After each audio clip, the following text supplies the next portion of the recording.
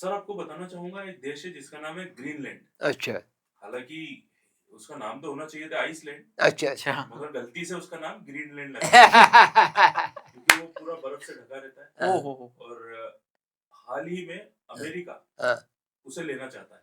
अच्छा अच्छा अच्छा और जिस बंदे की हम वीडियो देखने वाले हैं हाँ, अभी, हाँ उसने तो ये भी कहा है कि एक वक्त ऐसा भी आया था कि हाँ। जब अमेरिका ग्रीनलैंड के ऊपर न्यूक्लियर बम गिराने ही वाला था। अच्छा ओहो तो इस बंदे की वीडियो हम पहले भी देख चुके हैं, काफी ज्यादा नॉलेजेबल वीडियो होती है। इनका नाम है फैट इलेक्ट्रिशियन, अच्छा इस अच्छा चैनल अच्छा। पर इसकी वीडियो हम देखेंगे। हाँ। तो चलिए सब जानते हैं क्या माजरा है, क्या किस्सा है। थोड़ा करंट अफेयर्स आप भी रूबरू हो जाएंगे। सब ये जो कब्जे करने वाली जो बातें हैं, ये तो वो अंग्रेजी लोग क्या करते हैं, अब वो अंग्रेज तो नहीं, अब ये जो कह दिया है कि वो लेना, अब वो सब कोई जमीन तो है नहीं, वो तो कब्जे होगा वो तो। अब 2 वर्ड में बाबू भी क्या कहना चाहते हैं वही बताऊं मैं तो कि किसी देश की जमीन तो बिकती नहीं है। हाँ पूरा देश रहता है वहाँ तो कब्जे करना पड़ता है। हाँ, सीधी सी बात है। हाँ वो कोई बाबू भी ये कहना चाहते हैं। वो कोई बिकते तो है नहीं।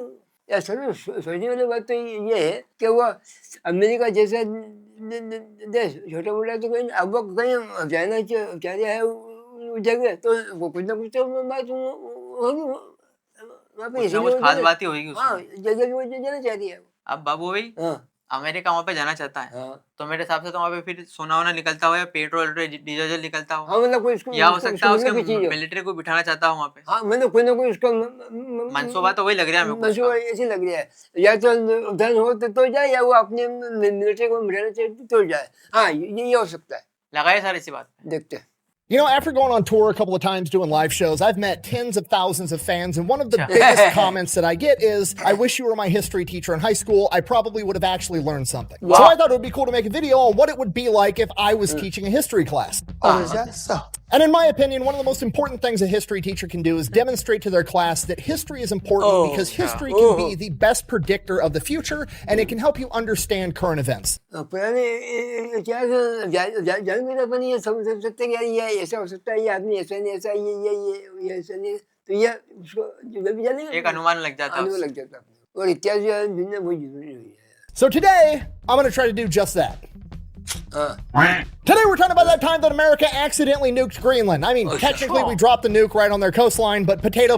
And then that time that we accidentally carved a massive nuclear missile launch facility in the side of a glacier inside of Greenland. And when I say accidentally, I don't mean we accidentally built it. I mean we accidentally got caught.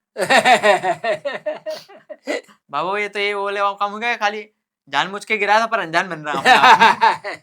And somewhere along the way, we're going to answer the question, why is America suddenly obsessed with buying and or taking over Greenland? I've got a news flash for you.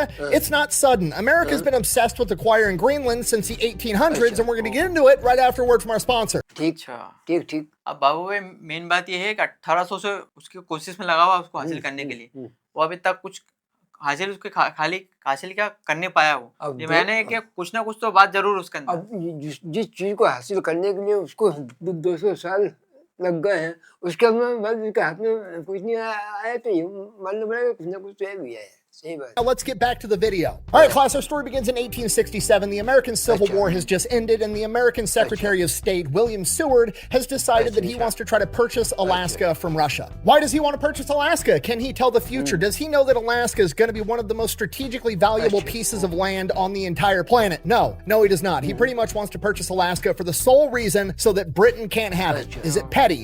Yes, but also based. In order to accomplish this, he calls upon somebody even pettier than him, the American diplomat to Russia, the legendary Cassius Clay, the most gangster politician of all time. Together, they broker a deal to purchase Alaska.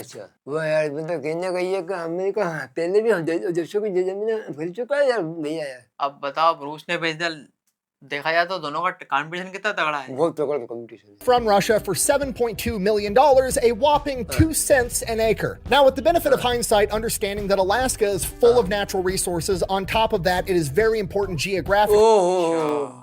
देखो इसलिए तो खरीद जाते हैं। For military strategy, it is seen as one of the greatest real estate deals of all time. But that's not really how everybody saw it in 1867, because they didn't know that yet. So they interpreted this as, we just got out of the Civil War, we're broke, and you guys are spending $7.2 million buying a frozen wasteland where nobody wants to live. What a waste of fucking money. It's a wash.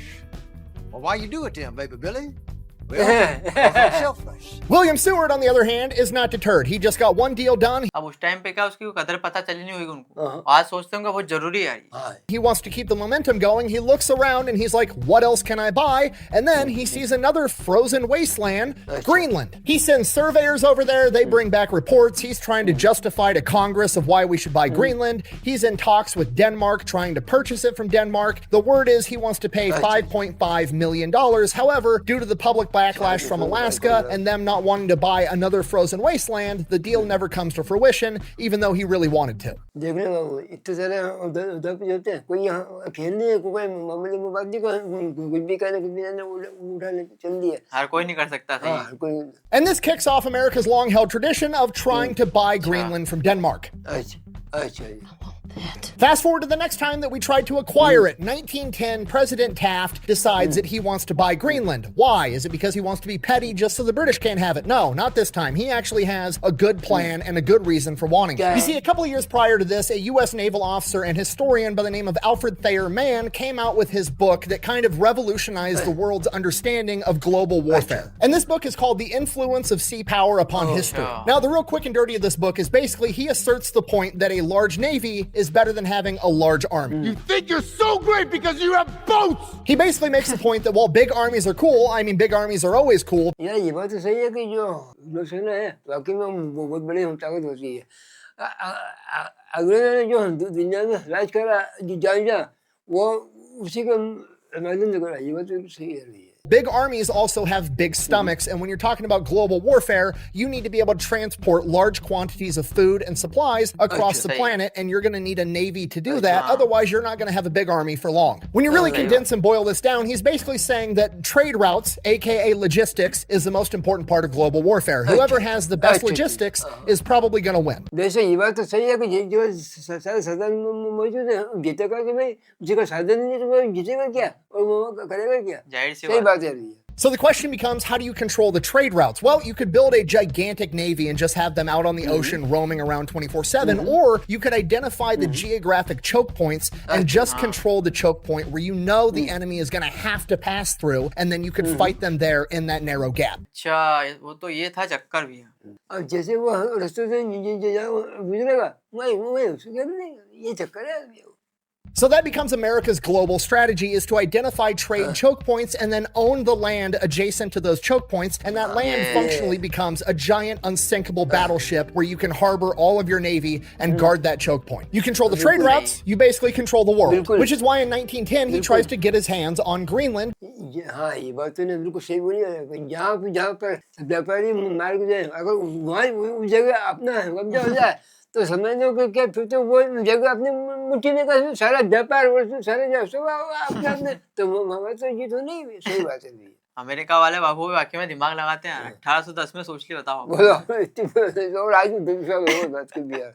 Points. The only way to get from the North Atlantic and the Arctic is to travel between one of two gaps, the gap between Greenland and Iceland or the gap between Iceland and the UK. So Taft identifies this as a choke point and he tries to buy it. He goes to Denmark and he's like, hey, we kind of want this giant frozen wasteland that you've got here. Don't worry about why. We've got these two Filipino islands under our control. We're willing to trade those to you in exchange. Denmark refuses. So it's looking like Denmark doesn't want to sell any of its empire, but then in 1917, 7 years later, America reapproaches Denmark and is like, hey, we know you're not looking to sell Greenland. However, you have these islands over here that are now called the Virgin Islands, and we need a bunch of forward operational bases and fueling stations for our global empire's navy. Would you be willing to sell it? And Denmark is like, sure, $25 million.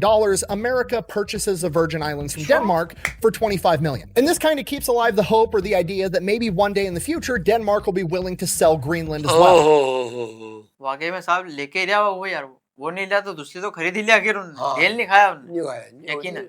अभी वो Greenland मिला नहीं है, लेकिन दिमाग में सपना वही है कि आज नहीं तो कल नहीं तो परसों एक दिन तो मैं लेके रहूंगा। Fast forward the early morning hours of April 9th, 1940, Germany invades Denmark. Okay, fast forward again, lunchtime, April 9th, 1940, Germany has conquered Denmark. It took about 6 hours. Took them one day. Okay, that kind of sounds like I'm talking smack. I'm not. That's just factually what happened. If I was talking smack, I would be like, what the is going on over in Denmark. The Polish had a post office in Danzig that managed to hold out against the Nazis for 15 hours, and your whole country folded in 6? What are you guys doing? Okay, look, I'm just saying, when the Polish mail carriers are outperforming your entire military, it's not a good look. They were ambushed and caught off guard. That's not fair. Yeah, that's cope. I'm sorry. I'm not buying the statement that the Polish mailmen had better operational intel as to what the Nazis were up to than an entire country's military. Okay, moving on. Regardless, Greenland is now defenseless. America already wants Greenland. On top of that, they definitely don't want the Nazis taking over Greenland and putting, forward weather stations and airstrips and all kinds of shit they're going to need for war to attack the U.S. one day. So America immediately moves in. Now, legally speaking, America has no authority to do this. Factually speaking, हाँ ये बात तो सही है लगा मेरे को कहते चलो ठीक है वो विश्व युद्ध में मेरा नहीं होता क्या हुआ लेकिन वो सेना को कोई जो बैठे भी नहीं दिया अब बाबू ऐसा है क्या हिटलर वहाँ पे बैठ जाता तो अमेरिका को बूंदे बैठ जाता नहीं वहीं से हमला कर देता अमेरिका को फिर who the fuck's gonna stop him? Because it sure as shit ain't Denmark. Damn. So about a year later, America decides, okay, we should probably make this, legal, so we have an excuse to actually have this humongous military presence in Greenland. Cue this man, Heinrich Kaufmann, Denmark's ambassador in the United States of America. He's living in the U.S. when Denmark is invaded. So obviously, not a huge fan of the Nazis. They just conquered his entire country. So he goes to the American government and is like, look, I'm willing to sign pretty much whatever you want. He signs the Greenland Defense Agreement, which basically just says, Denmark still owns Greenland. However, the United States can do whatever the fuck they want there. You want to build airstrips, occupy it with your military, go for it.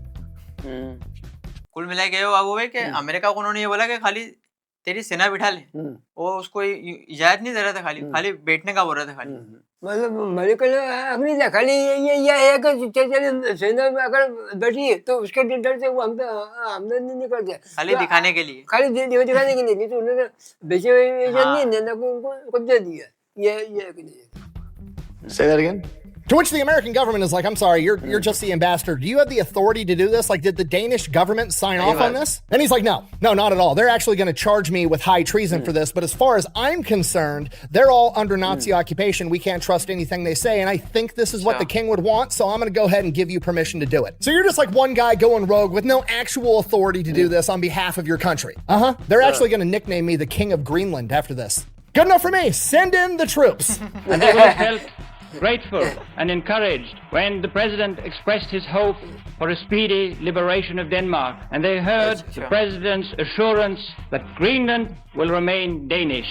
In this world of broken treaties, they know the word of the American people and their government can be trusted. The Danish government then goes on to charge Heinrich with high treason, tells him to come back home to face his punishment. He's like, stays living in America for the rest of World War II. After World War II, returns home when the government is back to normal, and he is welcomed as a hero. भाई देख सुन अब वो अपनी तरफ में जो कर सकता था वो तो उन्हें करा अब बदले में उसके देश वाले को कुछ भी आरोप लगाए या कुछ भी करे लेकिन उन्हें जो भी करा देश के भले के लिए करा उन्हें तो भैया यार बाद में बाबू को इसका स्वागत भी तो हुआ फिर यार वही कहना चाह रहे हैं So, World War II ends, 1946. Now we've got a problem because Denmark kind of wants their territory back, but also America has spent a ton of money developing all of these defenses and airstrips and all kinds of shit all over Greenland. They've got a lot of money invested. They kind of want something out of it. Or, better yet, to just own it as a whole. So, President Truman goes to the Danish government and is like, I will give you $100 million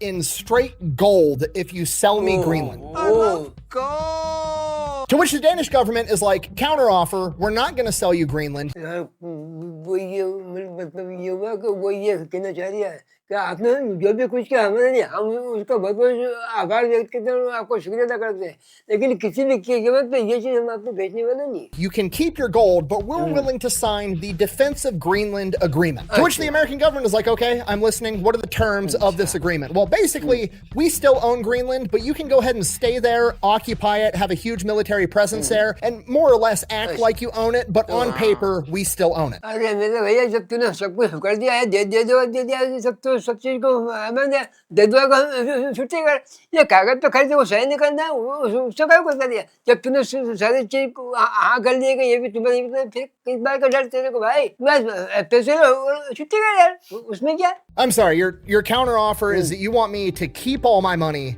and then just continue occupying Greenland and act like I own it. Uh-huh. Deal?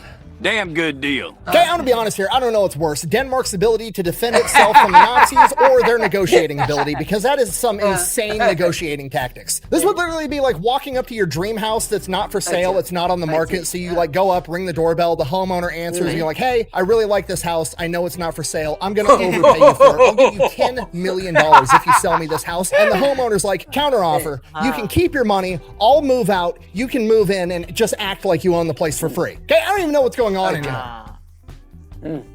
Is this a test? Regardless, World War II's over, so America kind of just like abandons a lot of their little military outposts that they have on Greenland, and there's really no use for it anymore. Fast forward to 1951, the Cold War's heating up, and now we're worried about the Soviets attacking. We've got Alaska guarding us on one side, we're wide open on the other side, we need another big base in Greenland. On top of that, we also want to control Greenland because man's strategy still applies, and now it's अब बाबू इसलिए भी वो क्या Greenland इसलिए मांग रहे हैं कि दूसरी तरफ से भी उनकी सुरक्षा हो ही जाएगी। वो सबसे बड़ा खतरा है उनको रशिया से लगता है। more adopted doctrine. The gaps that we talked about earlier between Greenland and Iceland and the UK actually has a term now, the GU gap. And now it's even more important because now not only does America need to control it for trade routes, they also need to control it to prevent Soviet submarines from entering the Atlantic and getting close to America. So in 1951, America launches Operation Blue Jay, where they go in and construct an entire air base, Thule Air Base, in 104 days, which is a massive logistical flex, showing off to the entire world. They make a whole documentary. They promote the holy shit out of it to show off to the Soviets. This is what we're capable of. And now we also have this air base that you're going to have to deal with if you want to fuck with us. कब से चला रहा है बरसों से सुन रहा हूँ कि दोनों के बीच चना चनी अभी तक उसका कोई निकाल नहीं हुआ है निराकरण हो नहीं रहा है यार ये दोनों से एक काम कैसे कर लो यार या तो तुम दोस्त बन जाओ या फिर युद्ध कर कदम करो खेल और क्या सही है। Okay, so now we're defended by the Soviets. Everything's good. Fast forward to 1957, the Soviets have a big year. They have their first successful intercontinental ballistic missile test, and they launch Sputnik 1, which is the first satellite to orbit the planet. This scares the holy shit out of the American public and the US military because, well, I mean, they have a missile that can now reach America, and they have a satellite up in the sky above our heads. They can obviously target and reach us anywhere they want. That's not actually true. They didn't really have that capability, at least not to the degree that everybody feared, but that was the fear. And this is where the Cold War era concept of mutually assured destruction, or MAD, comes into play. Which, if you don't know, is basically the concept of like, hey, America's got a bunch of nukes, the USSR has a bunch of nukes, so we're just not going to nuke each other because as soon as I detect that you're going to nuke me, I'm going to retaliate and nuke you, and then we're all dead.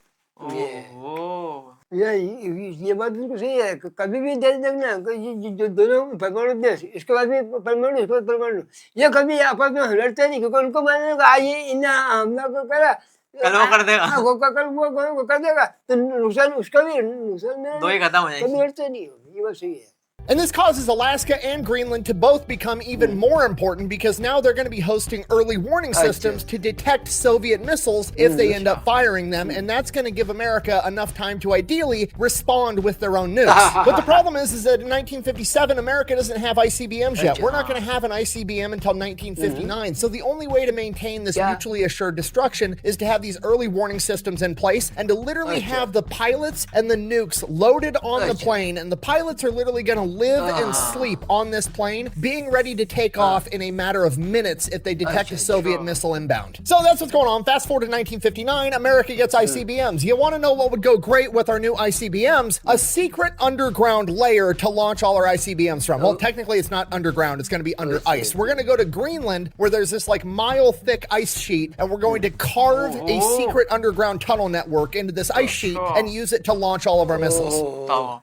इसलिए ये जो चक्कर इसीलिए वहाँ पे ये सारा काम कर सकता है अमेरिका इसलिए उसको ये जरूरी चाहिए। And this is going to be a top secret project known as Project Iceworm. And on paper, it's a brilliant idea because this is going to be concealed under all of the ice. It's going to be away from mainland America. So it's basically going to be immune to a Soviet first strike because they're not going to be able to identify where it's at. It's up in the Arctic. It's hard to get to. And even if you do get there, there's no identifying terrain features. It's just white ice wasteland absolutely everywhere. The Soviets are never going to be able to find it. Off paper, just, you know, as a guy, as an electrician, a dude that's built a lot of stuff, the idea of building an entire nuclear base out of ice kind of seems like a stupid idea because I know this is going to be shocking to many of you. Ice fucking melts.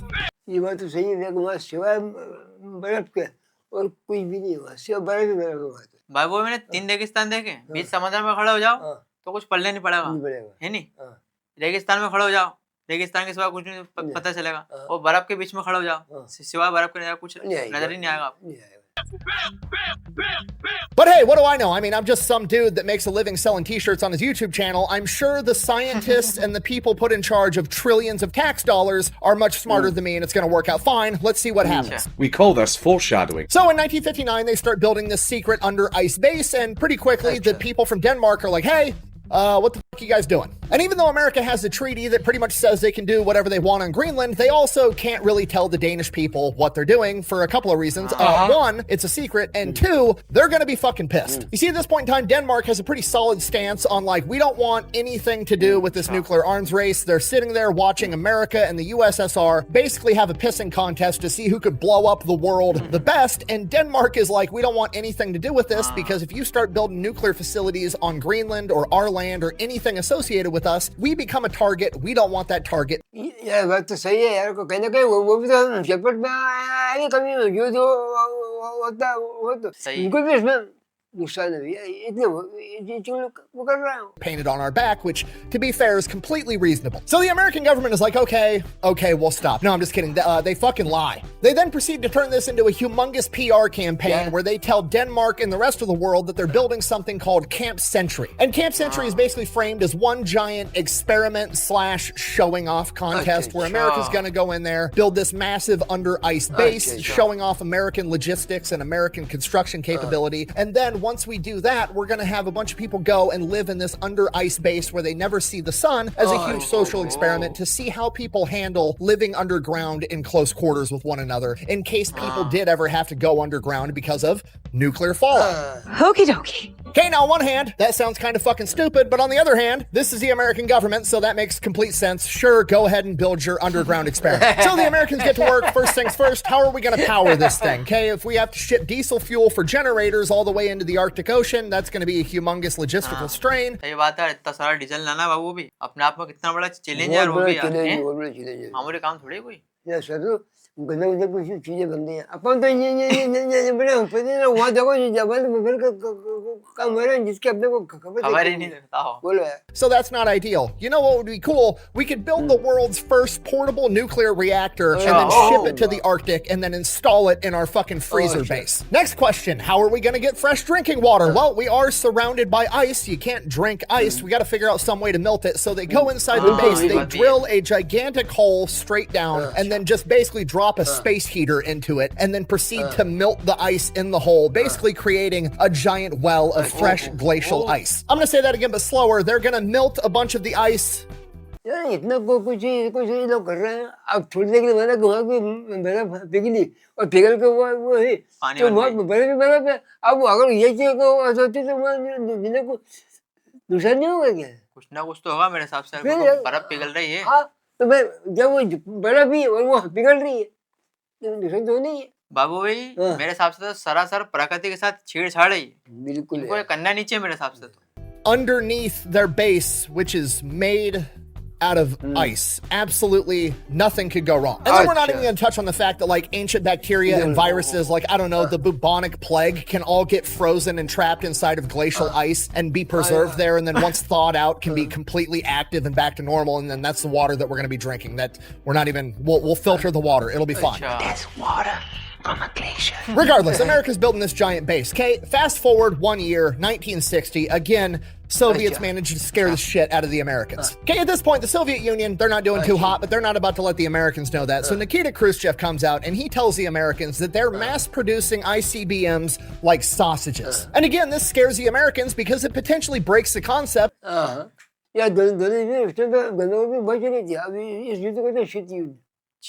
of mutually assured destruction, because America only has the capability to shoot down so many nukes that are incoming. If the Soviets, manage to launch thousands of nukes all at once, and they're launching, 50 nukes at one nuclear facility, but America can only stop 20 of them, they're still going to be able to destroy that nuclear facility, meaning America won't have time to respond with their nukes, meaning that the Soviet Union is more inclined to destroy America because mutually assured destruction is no longer intact. Okay, we can't have that, so America's got to do something. We're going to go back to older reliable. We're going to go back to having the nukes loaded on the planes with the pilots ready. The problem is ICBMs have improved over the last couple of years, and being able to have the planes in the air in 10 minutes isn't going to be fast enough because the nukes could still hit in that 10-minute gap, still destroying the concept of MAD. So now the only thing America can do is launch Operation Chrome Dome, one of the greatest names for a mission ever, where America is just going to have planes in the air 24/7 all day, every day, for years. Yeah, I'm not exaggerating. We actually did this. We loaded nuclear warheads onto B-52 heavy bombers and just had them doing hot laps. यार ये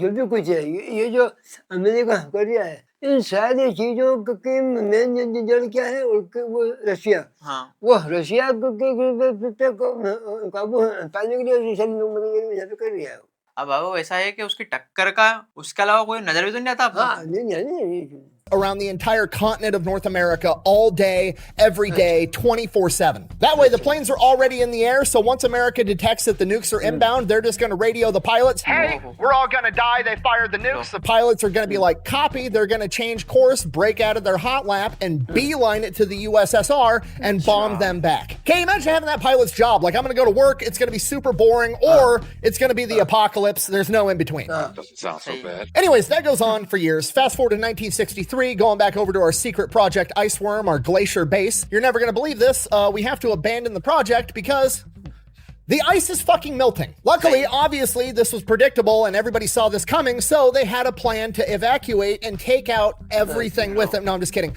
They basically grabbed all the important shit. They took the nuclear reactor, all the other super important stuff, and took that back to America, and then just left a bunch of other military equipment and, you know, radioactive waste and fuel and all kinds of other toxic shit inside the ice, thinking that the ice would just, you know, freeze over and it would stay frozen in this glacier forever. Okay, look, I'm the most pro-America dude on the planet, but seriously, we gotta work on our pull-out game because historically speaking, we're just... बाबू इसकी एक बात मेरे को समझ में आ रही है और सही लग रही है वो कितने अच्छा सही तरीके का समझाया कि क्या हो सकता है क्या नहीं हो सकता है कैसे वो क्या दिया और ये क्या करे क्या सही है क्या गलत है सब सही समझ रहे हो बहुत अच्छे से समझा दिया है बाबू आप ये मत भूलना कि 1800 शुरू से इतिहास से चालू करी उन्होंने कहानी और यहाँ तक के खींच के लाया वो एक चीज बारीकी से समझा रही है We're not good at it. You were leaving it in. Been pulling out for years, son. So, secret ice layer, not going to happen. But we do still have Operation Chrome Dome, and that's going... I mean, it's going. In 1961, there was a crash, and we accidentally dropped 2 of the nukes in North Carolina. Luckily, they didn't detonate. And then in the same year, in 1961, we also accidentally dropped some on California. Luckily, those didn't detonate either. अब यार ये सोचा अगर उस time पे ये चीज हो जाती कितने बड़े शहर वो तो पूरे तबाही हो जाते हैं वो जो नाम जो बताया हमने अमेरिका के मेन शहर है वो बताओ कैसा क्या फना फिल्ला हो जाता मामला And then in 1964, same thing again happened in Maryland. Got lucky, they didn't detonate, and then in 1966, our luck would run out. On the coastline of Spain in the Mediterranean, a B-52 carrying 4 hydrogen bombs had a mid-air collision with an oil tanker that was doing aerial refueling. 2 of the bombs had their conventional explosives detonate, blowing the nuclear material all over the place, contaminating absolutely everything, and it's going to emit radiation for millions of years. So that takes a ton of extensive cleanup. One of the bombs fell on land, did not detonate, and was recovered, and the other bomb fell into the Mediterranean and is just sitting down there at the bottom of the ocean. And America... बच्चे सुनते हैं कयामत आएगी प्रलय होगा कहीं ये हो जाएगा कहीं हो जाएगा अब यार इनकी बात तो सुनकर मैं ये महसूस कर रहा हूँ कि भगवान तो बात नहीं करेगा पहले ये दुनिया खत्म कर देंगे वो तो बात नहीं करेगा has to figure out how to go get it. So Uncle Sam calls up one of his main characters, a guy by the name of Carl Brashear, the first ever black master diver in American history, who lost his leg in an accident and then went on to become the first amputee master diver in history. And they send him down to the bottom of the ocean in his dive suit, and he is able to recover this nuclear warhead. There's an entire movie about this guy. It's one of my favorite military movies of all time. It's called Men of Honor with Cuba Gooding Jr. You should absolutely watch it if you haven't already.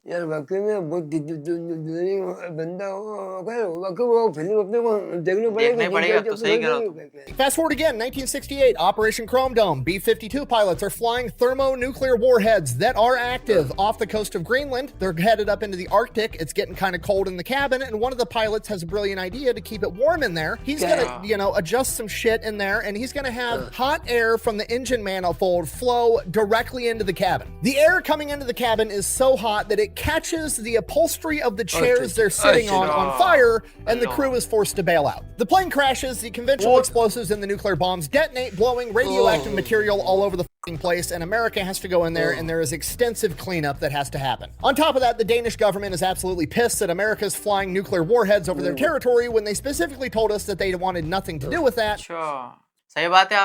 अब उनके देश के पास में crash हुआ है वो देश में क्रेश हो गया वो प्लेन, तो कितना नुकसान होगा अंदाजा भी लगा सकते हो आप।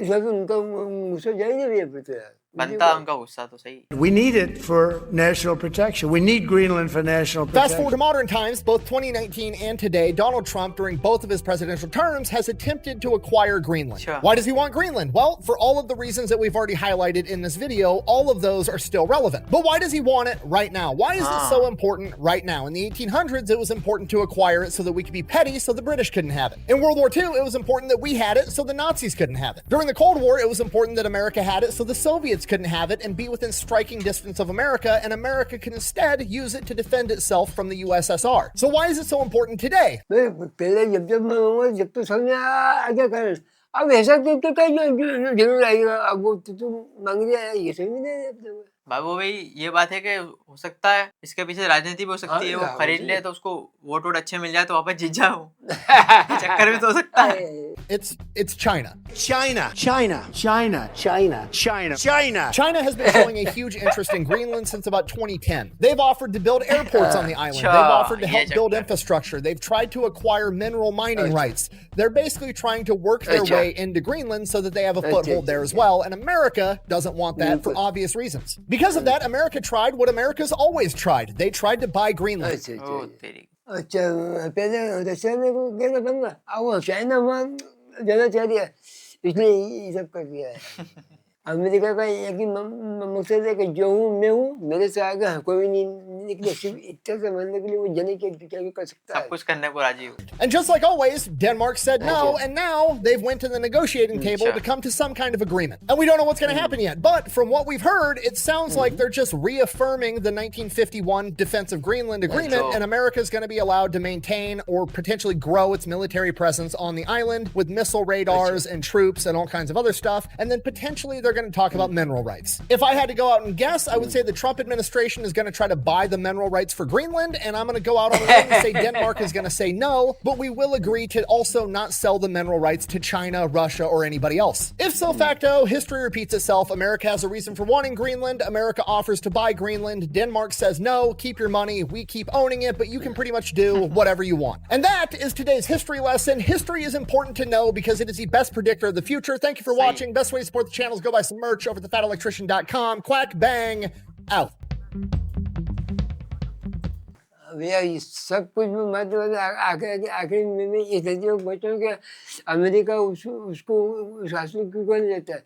सबसे बड़ा मेन मकसद उसका ये है कि किसी भी तरह मेरी मिलिट्री और मेरी सेना वो हो और लोग मेरे से इसलिए वह सारा काम करना चाह रही है। उसकी ताकत और बढ़ जाएगी ताकत दिखाना चलेगा दुनिया को मैं यहाँ से आगे बढ़ सकता हूँ। बाबू मैं आपके बात से सहमत नहीं हूँ, ताकत नहीं दिखाना चाह रही है वो अपने देश की रक्षा करना चाह रही है क्योंकि अमेरिका से बहुत करीब है ना वो, इसलिए रक्षा ज्यादा महत्वपूर्ण है उसके। बाबू ऐसा है कि रशिया चाइना की तरफ से कुछ मिसाइल आई तो ग्रीनलैंड में पहले गिरा देंगे नहीं वो, अमेरिका तक पहुंचने देंगे, वो चक्कर है मेन। यार सर एक बात तो पता है, ये जो पुराने जमाने के जो नेता थे पहले बोलो 1857 का आज उसको 200 साल होने आगे उस बात को क्या, और उससे पहले उन्होंने ये बात सोच दी थी कितना दिमाग लगाया होगा। मैं तो ये सोच के हैरान हूँ भाई, सलाम है उनके दिमाग को यार। हाँ अच्छा वो जो डेनमार्क जब वो फ्री में पैसा दिया होता है जो आ रहे उसी को पकड़ लिया हमसे ये लो वो कर लो वो कर लो आज तो नाम दे दिया बेचारा। यार यार एक में बात तो ये मेरे को कहने पड़े डेनमार्क में रक्षा भी तो करी लेकिन अमेरिका ने अब ऐसे में अगर वो अमेरिका उससे कुछ डिमांड करे तो कोई गलत तो कर नहीं रहा, उसका हक बनता है जैसे उन्हें रक्षा को करे वैसे वो उसमें करे, ये बात सही। पहला बेचे तो उसका हक बनता है, पहले हाँ, उसको ये- बेचना चाहिए। सही बात, ये- मदद करी उन्होंने। अब सारा अधिकार तो उन्हें डेनमार्क ने दे दिया अमेरिका को कि हाँ। तुम्हारे सेना वाले बिठा लो, सब कर लो। हाँ। अब 2-3 हादसे हुए प्लेन क्रैश के, तो हाँ। उससे उसके फटी यार। हाँ, डर गया, सेम उठा एकदम वाह, कि मेरे को मत करो यार तुम अभी। हाँ, मेरे को कहीं में मेरे को देखने नहीं हो जा कहीं। हाँ, हमारा बच्चा ही जरा सही से बात है। पहले जरा सा है वो। हाँ, हाँ। यार ये तो इसमें अमेरिका अमेरिका का पता है क्या, अमेरिका से नहीं टक्कर गया।